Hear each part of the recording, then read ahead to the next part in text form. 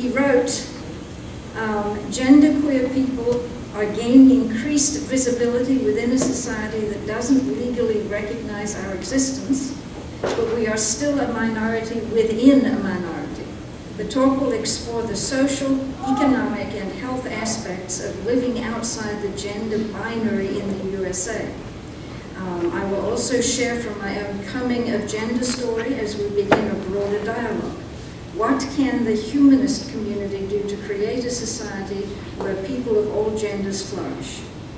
Andy Semler is an active member of the LGBT Center of St. Louis, the Metro Trans Umbrella Group, and the greater online community of non-binary, trans, and genderqueer folk everywhere. Please welcome Andy.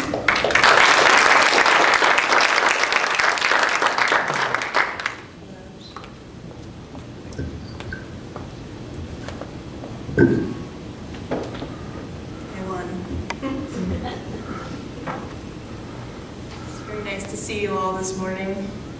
I am from the Ethical Society of St. Louis. Okay, thank you. And it's much nicer to be on the level with you all, up on a high platform, peering down from above. It's very impersonal, so it's nice to see this arrangement here. I've never been here before, and it's great. I wrote a little speech, but of course, very informal. I hear these questions and answers afterward, and I'll be happy to take them. So the way you live without gender is you look for where gender is, and then you go somewhere else. I'm the face that genderqueer wants you to see. Let me rephrase that. I'm the face that you are willing to accept, that society is willing to accept as the proper vessel for my message this morning. I am a white, thin, educated, young person of female history. I'm wearing a bow tie. Bow ties are cool. Bonus points on your next trivia night. This sweater vest that I made is the colors of the genderqueer flag of lavender and sage and white. But what if my body were tall, angular, my hair tied back to reveal an Adam's apple, lipstick applied expertly beneath a mustache? Little back dress with a low-cut neckline that plunges down a flat chest. If you were to see that body walking down the street, that would probably strike most people as the punchline to a Monty Python cross-dressing skit, more than a proud genderqueer person of male history. People like that don't get to use restrooms in public peace, have equal employment opportunities, be treated with dignity by medical professionals.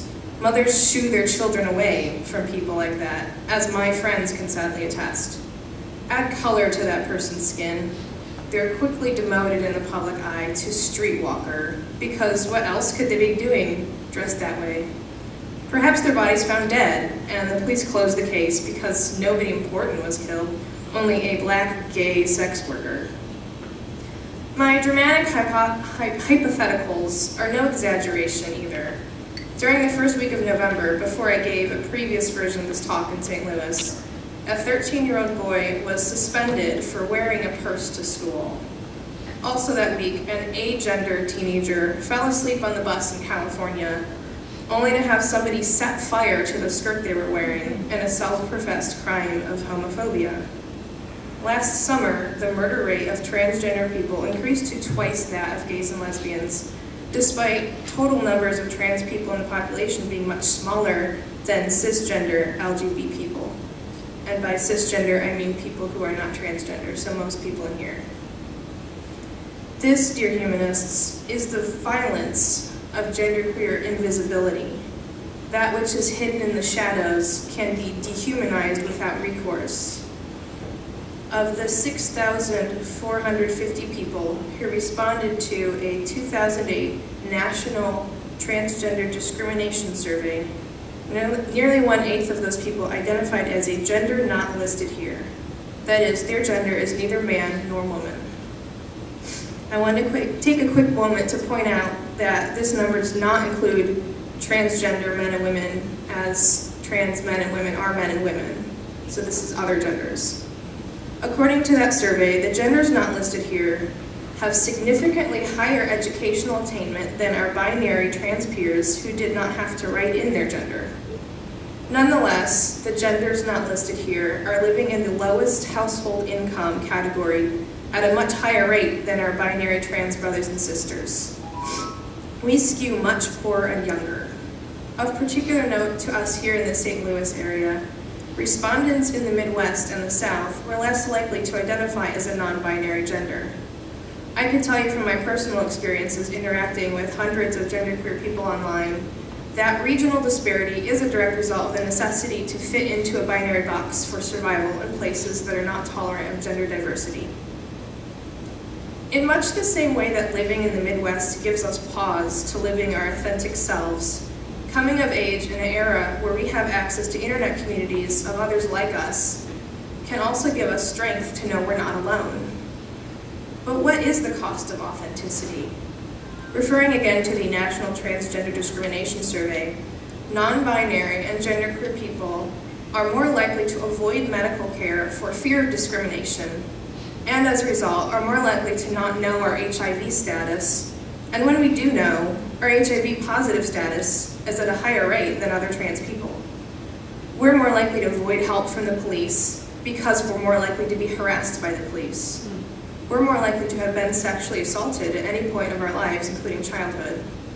We're less likely to have lost a job due to bias, but we're more likely to seek a job in the underground economy in the first place. And perhaps not surprisingly after all of this, we're more likely to have attempted suicide than our binary trans brothers and sisters. We keep waiting to be seen, to be heard, to be told that our rights matter and our humanity is valid. When Don't Ask, Don't Tell was struck down, Dan Savage announced that transgender people could now serve openly. This assessment was sadly incorrect, and the trans members who serve in our military at twice the rate of cisgender people were forgotten. Our pleas for justice drowned out by the celebration for the LGBT people. 2 years later, and Chelsea Manning still has to claw her way to basic access to female-appropriate health care. In 33 states, and I'm pleased to announce this number was 34 in November, so it's gone down, but in 33 states, it's still legal to discriminate against transgender people in the workforce. Several of those states have protections for sexual orientation, such as Missouri affords those LGBT people working in the public sector. But when trans people ask to be included, we're told to wait our turn, and we're still waiting. On November 7th, the U.S. Senate passed the Employment Non-Discrimination Act, or ENDA, which would provide employment protections on the basis of sexual orientation and gender identity. ENDA has been introduced almost every year since 1994, and similar bills have as well, going back to 1974. In 2007, protections for trans people were finally added, only to be dropped again to give the bill a better chance of passing. This year is the first time the bill has passed in the Chamber of Congress, which included protections for LGBT and T. However, the House hasn't even touched it, so we're still waiting for its passage to protect the equal access of employment rights for trans workers in the entire United States. And it still wouldn't address many of the other much-needed protections we need in addition to employment rights. So the way you go, or the way you live without gender, is you look for where gender is, and then you go somewhere else. When I first read that statement by Kate Bornstein, Mother Superior of all trans people, I was struck by both the profound necessity for me to follow that path and by the sheer impossibility to do so successfully. The way you live without gender is you look for where gender is, and then you go somewhere else. So which pronouns do you prefer, I am asked, as is the right thing to do when in doubt? It doesn't matter, I used to lie, afraid I'd be accused of trying to change the world. Oh, you should definitely call me by gender-neutral pronouns, I would say, enthusiastic I found somebody to change the world with me. Well, using he is fine, I now admit, having grown weary of trying to change the world by myself. The way you live without gender is you look for where gender is, and then you go somewhere else. I stand with my young child and face two doors, knowing that what I need can be found behind both, aware that choosing one or the other is to publicly declare my deepest political allegiances. casually make my way through door number 1, hoping no one will notice. "Sir," I look up, and realize she's looking directly at me. I've been found out. "Sir, you want to go over there?" she commands as she points toward door number 2, valiantly defending the innocence of the flock of preschool girls we're both surrounded by. Well, me and my son go into the other room without a fuss. My child peers into a nearby urinal with suspicion. "Mommy, what?" I swiftly brush him in the nearest stall before he can utter any more incriminating words, not knowing how to explain to a preschooler there's no door number 3 for people like me. One thing I found as I began navigating society from an explicitly genderqueer frame of reference was that if there were any role models, they were rare to be found. In looking into the history of the movement, I discovered that this was because the genderqueer community, by that name, was barely reaching 2 decades in age. This isn't to say we just invented the concept. I know genderqueer people in their 50s and beyond, but as a self-named political and social movement, we're just getting started. So who are our role models? Where can we find clues on where we've come from to help ground us as we look forward to where we're going? When I first tried to answer this question years ago, I was hoping to find binders full of genderqueers all over the internet. The one I mostly found were androgynous fashion heroes like David Bowie and Tilda Swinton. I felt like I was floundering for a bit. You mean we have to figure this out all on our own? Well, yes. Early October 2011, I attended a platform address by Kate Lovelady, leader of the St. Louis Electrical Society, titled "The Leaders We've Been Waiting For." The description on the podcast page merely describes it as new ideas gathered in her sabbatical. But I'm going to spoil the ending for you in case you go to listen to it online. We're the leaders we've been waiting for. And it all seems so warm and inspirational at the time, but I've made the connection after a while that this is what the genderqueer community is already doing. We look around, wondering who's going to take this movement out of our hands and take it where it needs to go. And as we search, we see the faces of our siblings looking back at us. It's always been us, going where gender isn't, together. So who are we? What are the human faces of genderqueer? Let me start with some of the more creative responses given by those genders not listed here when allowed to write in their own on the survey I mentioned earlier. Gender rebel, best of both. Just me, Burl, spelled like a mix of boy and girl. And my personal favorite, Tranny Dyke Genderqueer Wombat Fantastica. I also conducted my own survey in preparation for today. I wanted to know what genderqueer people have to say to humanists, what you are encouraged to see in us, what you can take initiative to do for us. I got a couple dozen responses, which you can read in more detail on my blog entitled Nerd is My Gender. I can write up there later if you want. The responses were as varied as the individuals who responded, but a common thread ran throughout. A plea for society and the humanist community to stop precluding our existence. Imagine, if you would, in a matter of daily life, that when you introduced yourself to people, they responded with, "Oh, well, what did your parents name you?" instead of a friendly, "Nice to meet you." Or what if you said you'd gotten married and they responded, "Well, what state were you married in?" Or, "Is your husband gay?" rather than a hearty congratulations. Imagine if you lived in a world where essentially you don't exist to most people, and then you decide to be brave or stubborn enough to keep digging your heels in the sand and say, "No, you don't have a space on your form for my gender," or "No, you don't have a restroom for my gender, although this location does have a restroom for my gender." Or, "No, your laws don't include people like me," or "Yes, I do need access to that medical treatment," or "Yes, that is my real name." Imagine if you had to keep doing that over and over again, every time you met a new person at the Ethical Society, at the DMV, at the Shop and Save. Often with people you've known for months or years too, who suddenly develop pronoun amnesia when they're around you. And then you have to get up the next morning and find a reason to face all that again, to not join the 41% of us who attempt suicide in our lifetime. One of the more important things we can do to take gender diversity for granted, the one that's surprisingly easy for everyone to fulfill, is to make the gender option on forms of fill in the blank. I'll point out that Facebook recently introduced an expanded list you can choose from 50-some sex and gender options. and there was much rejoicing.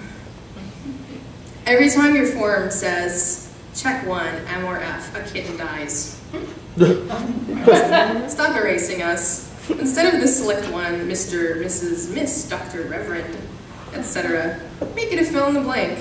If every option available to me is going to be a lie, I might as well pick the most fun lie. Dr. Semler, Reverend Semler, the Honorable Semler. That's a nice ring to it.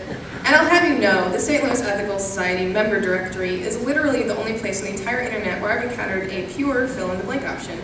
I get mail from the Society delivered to Mix Andy Semler, and it makes my day. It's spelled MX. Mix. Another common thread among survey respondents was to please be proactive in making our community safe for gender diversity. Have explicit gender-inclusive policies already in place before even the first person complains about the issue. It's going to take a while before some of us trust you enough to admit we're not living life inside the gender binary. For most of us, this is why we need a sign to feel safe before we out ourselves as genderqueer. We wait until we hear the code words of inclusivity.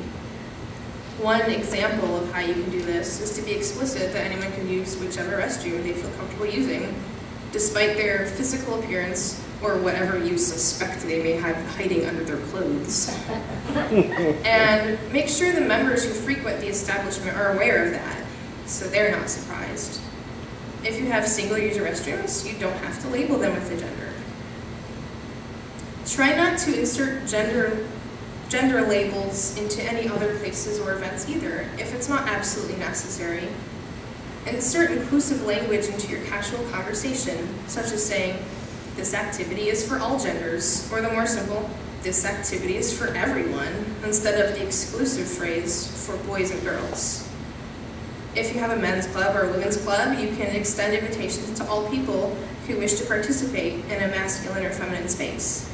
We want to be written into your lives. And for some of us, this may be the first chance to finally feel recognized as fully human. The way you live without gender is you look for where gender is, and then you go somewhere else. So let that somewhere else be where you are, opening your arms to us. One of the happiest moments for me was when I sit down with my then 6-year-old to explain to him, I'm not a man or a woman, that my gender is queer, and he was excited. Sometimes you get to be a boy with me? Wow. We discussed that mommy and daddy are terms for women and men, and that we need a name for me that works for both of us. Now, I know a lot of parents say this, but I really do have the best kid in the world. He calls me Sweetie. The way you live without gender is you look for where gender is, and then you go somewhere else. Kate Bornstein, in all her infinite wisdom, didn't quite get this one right for me, I think. The way I live with gender is I look for where gender is, and then I go where I am loved. I love it. That's good. To be an engaging audience, I hear this question and answer time now. Or I'm around afterward if something occurs to you later. Well, my first thought is being as a mom. Did you come out to your family? How did they take it? They are conservative Christians, and they All take right. it as you would expect. It's a constant, not exactly a dialogue. We try, but they also don't. And it kind of depends on if they have their fundamentalist switch in on mode when I'm talking to them or not. So I've gotten all manner of them being proud of me in front of the friends and other members of the family, to even just belittling or making fun of me depending on the situation.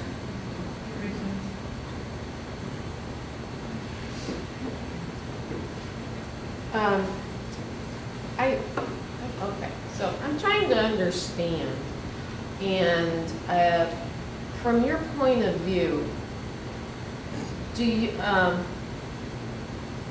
don't even know how to ask the question. You know, for people who are, what did you call it, Cisgender, it's C-I-S, gender. And it comes from chemistry. There's trans molecules and cis molecules. Okay. So it's kind of nerdy and stuff. You know, I guess we kind of feel, I don't know what,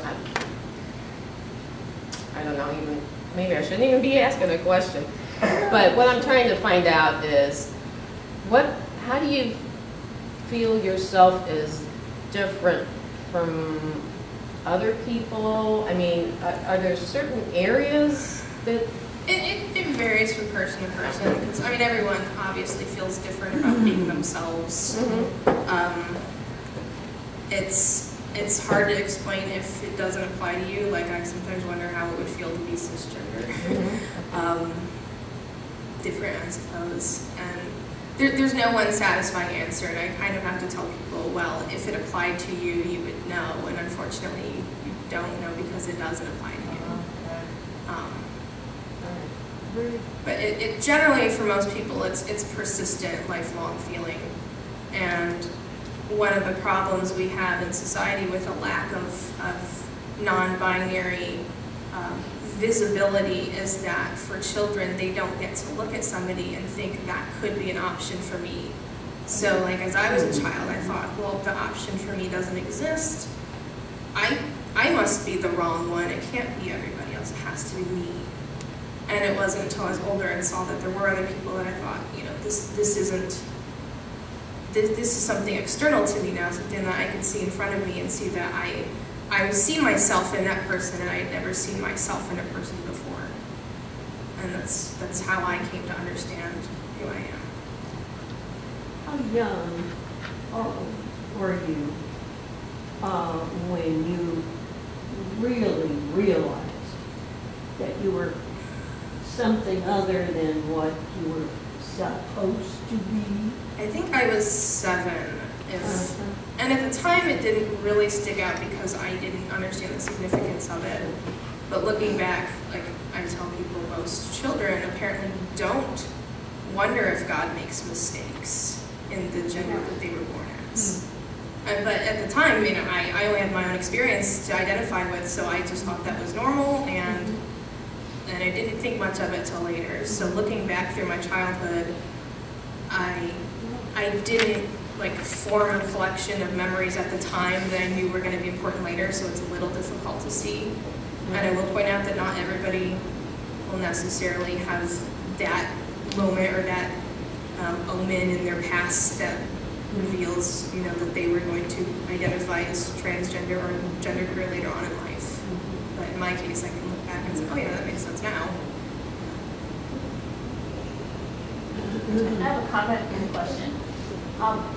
This is the second time I've had the pleasure of hearing this talk, and after I heard it the first time, my takeaway was when you said that something that we can do is not talk about boys and girls. And as a teacher for 30 years, that was language that I just automatically adopted from other teachers that I became, you know, who were my mentors, and I regret that now, and I rue that, and it's happening again today. Just why didn't I think of that, you know, 30 years ago? Yeah, it's one of the things that I wouldn't have even as a child thought. Yeah, it's just boys and Then girls. looking back, it's hindsight. Oh, it's yeah. so obvious now. So for those of us in this audience who still interact with kids, whether they're your own or the ones you work with or the ones you encounter casually, I just think that's such a simple but powerful thing to remember and just to change. So that was my comment. Yeah, or boys get in this group, girls get in that group. Yeah. Kind of when it's unnecessary. I can understand there's certain times it's necessary, like when you have gendered restrooms. Unfortunately, using children to change the world is not very welcome in most places. And I have a question too. Would you just talk for a minute about the difference between sexual orientation and gender identity?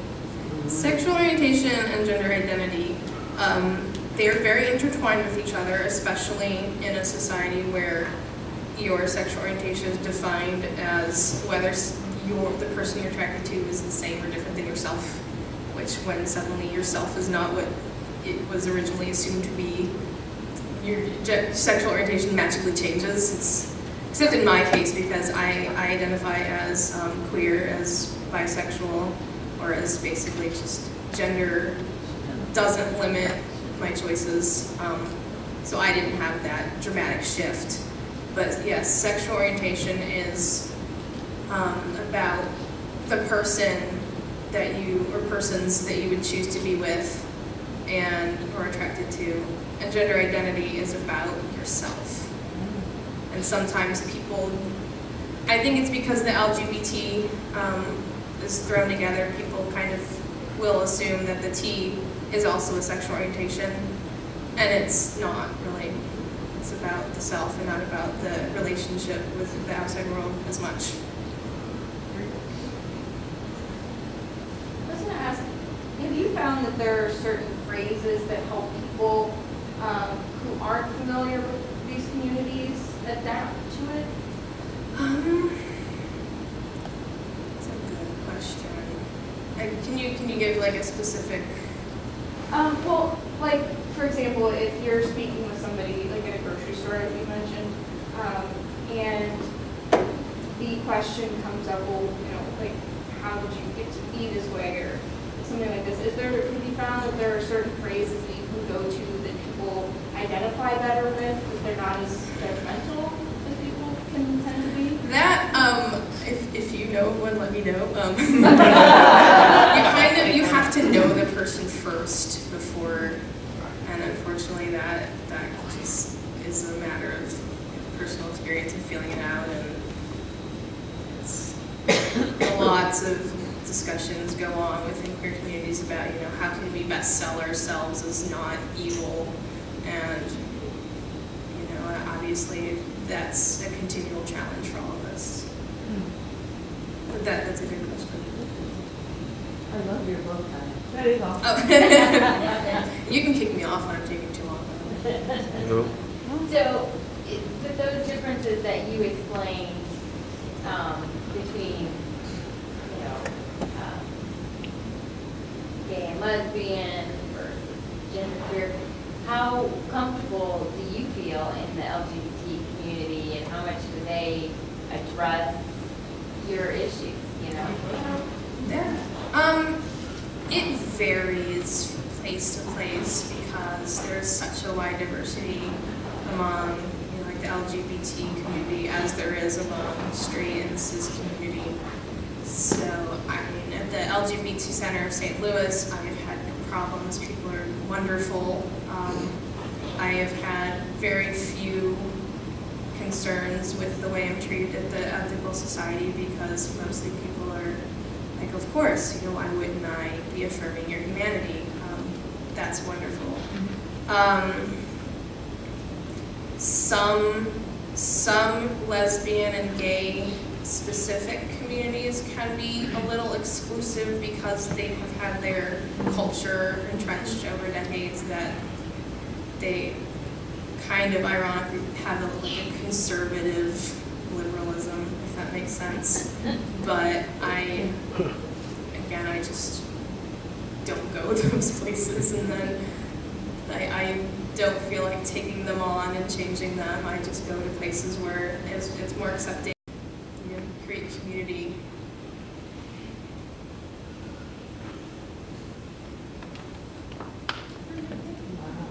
Thank you very much for having me.